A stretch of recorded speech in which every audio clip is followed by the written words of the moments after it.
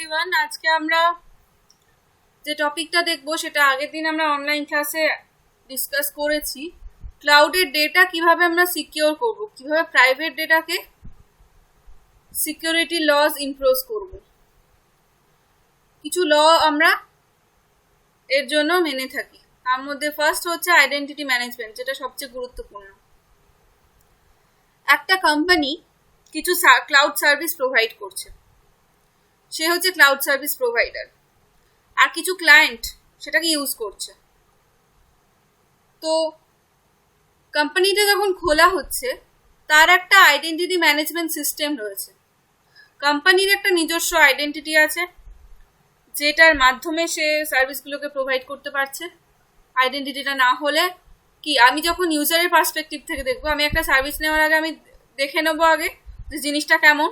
তার জন্য কি আমার কোম্পানির আইডেন্টিটিটা জানার দরকার, যে সেটা আদৌ অথেন্টিক কিনা, কতটা আমার কাজে দেবে সেই ব্যাপারগুলো, বা ইউজার রেটিং কীরকম, তাই না? এগুলো তো আমরা দেখে নিই।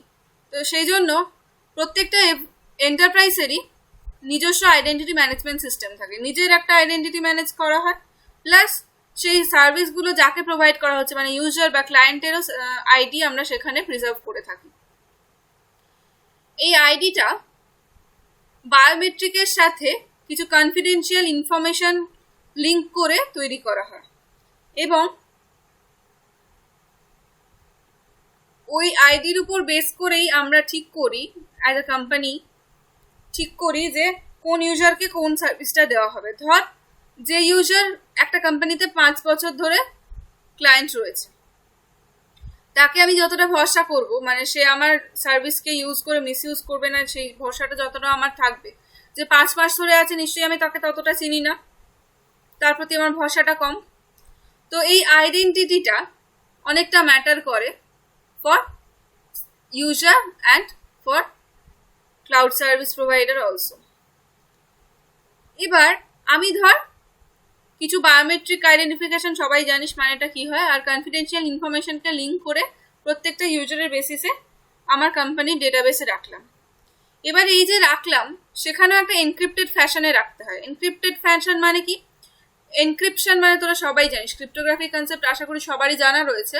যে আমি ধর একজনকে মেসেজ পাঠাতে চাচ্ছি কিছু, তো আমি মেসেজ পাঠানোর সময় এনশিওর করব যে আমি যাকে মেসেজটা পাঠাতে চেয়েছি শুধুমাত্র সেই পেয়েছে, এবং সে ছাড়া অন্য কেউ যদি মাঝখানে বসে থাকে আমার সিস্টেমটাকে অ্যাটাক করার জন্য বা মেসেজটাকে পড়ার জন্য, তার কাছে যদি মেসেজ পৌঁছেও যায়, সে যেন সেটা পড়তে না পারে, পড়ে যেন বুঝতে না পারে।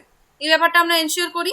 আর ঠিক মেসেজটাই যেন পৌঁছেছে, মানে আমি কিছু একটা লিখলাম, সেটাকে ডেটাটাকে ট্যাম্পার করে অন্য কেউ আবার আমার রেসিপিয়েন্টের কাছে পাঠিয়ে দিল, তাহলে কি হবে? সে ভুল মেসেজটা পাবে, সে অন্য বুঝবে।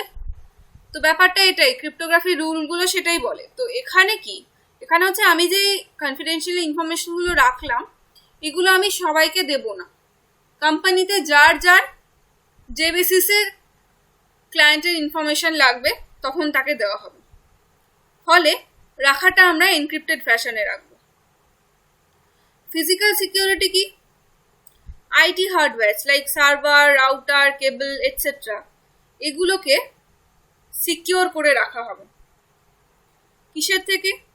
ইন্টারফেয়ারেন্স মানে যে ইউজ করতে চায় শুধুমাত্র ইন্টারনেট ইউজারই যেন ইউজ করে, বাকি কেউ যেন মাঝখান থেকে ইন্টারফেয়ার না করে। থেফট মানে চুরি, হার্ডওয়্যার চুরি হতে পারে, ডেটা চুরি হতে পারে, কোনোটাই ডিজায়ার্ড নয়। ফায়ার, ফ্লাড, এই ধরনের ন্যাচারাল ফেনোমিনা, ন্যাচারাল ক্যালামিটি, এগুলোর থেকেও, এবং আনঅথরাইজড অ্যাক্সেস, যেটা আগেই বললাম, এই সমস্ত কিছুই আমাদের খেয়াল রাখতে হবে, এবং এগুলো থেকে আমাদের সিস্টেমকে দূরে রাখতে হবে। এসেনশিয়াল সাপ্লাইগুলো যেন ঠিক সময়ে ঠিক জনকে পৌঁছয়, ডিস্টার্ব যেন না হয়, পসিবিলিটি অফ ডিস্টারপশনকে মিনিমাইজ করতে হবে। এই ধরনের জিনিসগুলো ফিজিক্যাল সিকিউরিটির মধ্যে পড়ে। নেক্সট আছে পার্সোনাল সিকিউরিটি।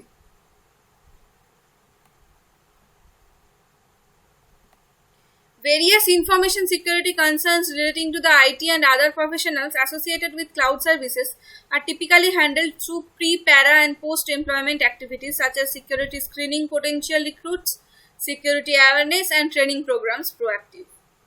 মানে আমি একজন এমপ্লয়িকে নেওয়ার সময় তার প্রিভিয়াস এক্সপেরিয়েন্স দেখে নেয় তো যে কোনো কোম্পানি যখন একজনকে রিক্রুট করে তার কোনো পুলিশ কেস আছে কিনা, বা তার কোনো কোম্পানি আগে তাকে ছেড়ে আসতে হয়েছে কিনা, কোম্পানি ছাড়িয়ে দিয়েছে কিনা, এই ধরনের হিস্ট্রি আমরা দেখে নিই। তো এটা হচ্ছে প্রি এমপ্লয়মেন্ট অ্যাক্টিভিটিস। প্যারা হচ্ছে যখন চলছে, আর পোস্ট হচ্ছে এমপ্লয়মেন্ট হয়ে গেছে, মানে রিক্রুট হয়ে গেছে, তারপরেও সে যেন সমান ইন্টিগ্রিটি এবং সিকিউরিটি মেনটেন করে। মানে আমি শুরু যখন রিক্রুটমেন্ট হচ্ছে আমার, তখন আমি একরকম অ্যাসিওরেন্স দিলাম, পরে সেটা মানলাম না, সেই জিনিসটা যেন না হয়, পুরোটাই মেনটেন করতে হবে সিকিউরিটি অ্যাওয়ারনেস আর ট্রেনিং প্রোগ্রামের মাধ্যমে।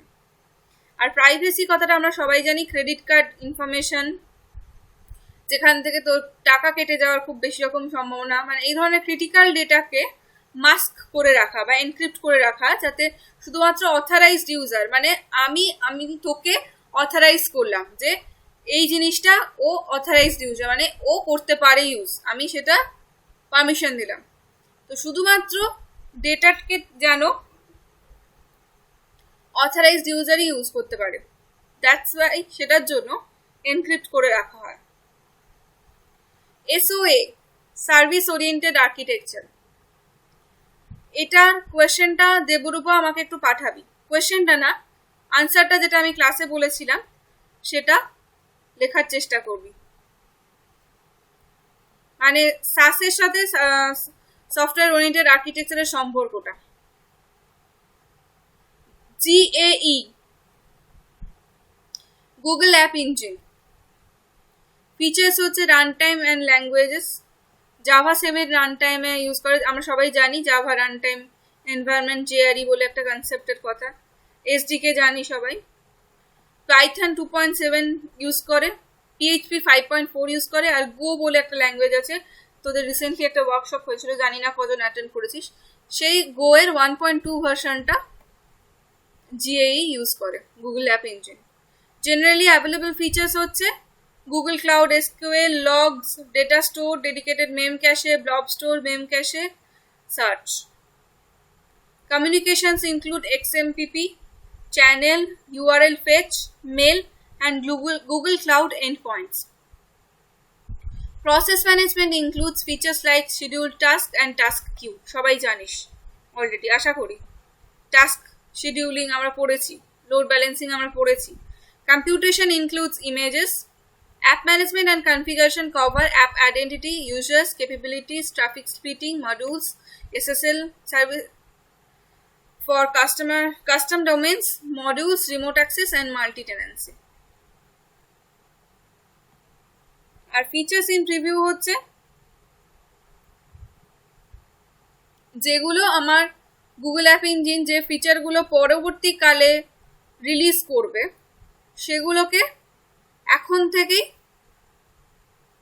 জেনারেলি অ্যাভেলেবল ফিচারগুলোকে এনশিওর করা, মানে এখন থেকেই অ্যাভেলেবিলিটিটাকে এনশিওর করা। কিন্তু এক্ষেত্রে ইমপ্লিমেন্টেশনটা অনেক সময় ব্যাকওয়ার্ড ইনকম্প্যাটেবল ওয়েতে হয়, যেহেতু এখন তারা প্রিভিউতে আছে, অরিজিনাল রিলিজটা এখনো হয়নি। সুতরাং socket, map reduce, Google cloud storage, client library, এই ধরনের যে সার্ভিসগুলো রয়েছে, ম্যাপ রিডিউসটা সার্ভিস না, স্টোরেজ ফ্রেমওয়ার্ক, আমরা জানি অলরেডি। তো এই ধরনের যে ফিচারগুলো রয়েছে সেগুলো আমরা আগে থেকেই অ্যাভেলেবল করার চেষ্টা করি, যখন অ্যাকচুয়াল রিলিজ হওয়ার কথা তার আগে থেকে প্রিভিউ করার চেষ্টা করি। নাও গুগল অ্যাডওয়ার্ডস, অ্যাডসেন্স জানিসই। অ্যাডওয়ার্ডসটা হচ্ছে আমি যদি কোনো অ্যাড আমার গুগল পেজে শো করাতে চাই, আমার না, যে কোনো গুগল পেজে শো করাতে চাই, তাহলে আমি অ্যাডওয়ার্ডস প্ল্যাটফর্মের সাহায্য নেব, যেখানে পে পার ক্লিক ইউজ, মানে বেসিসে ইউজটা হবে, মানে আমি আমার অ্যাডের উপরে কেউ ক্লিক করলে আমি টাকা পাবো। আর অ্যাডসেন্সটা হচ্ছে তোর ওয়েবসাইটে যখন অন্য কেউ অ্যাড দিতে চাইছে। এবার কি হয় যে ইউটিউব ভিডিওটা খুব বেশি পপুলার, সেখানে বেশি অ্যাড পড়ে, আর যেখানে অত মানে মোটামুটি আমরা যেমন নতুনরা যারা শুরু করছি তাদের অবভিয়াসলি ভিউ নেই, প্রচার নেই, তাদের ক্ষেত্রে